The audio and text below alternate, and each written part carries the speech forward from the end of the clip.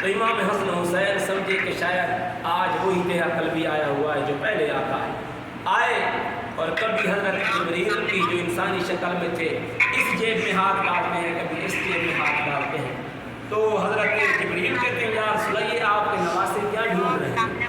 تو حضرت جبریل علیہ السلام سے سرکار فرماتے ہیں جبریل تو آیا ہوا ہے دیہا قلبی کی صورت اختیار کر کے, اور جب بھی دیہا قلبی آتا ہے تو میرے نواسوں کے لیے فروٹ لے کر آتا ہے.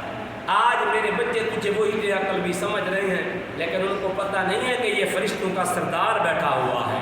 تو حضرت جبریل کہتے ہیں یا رسول اللہ اگر دیہا قلبی آپ کے نواسوں کو مدینے کے فروٹ کھلا سکتا ہے تو میں تو جنت کے فروٹ کھلا سکتا ہوں. اے میرے آقا اپنے بچوں کو اپنے سینے سے لگائیے, ان کا منہ اپنی طرف کیجیے.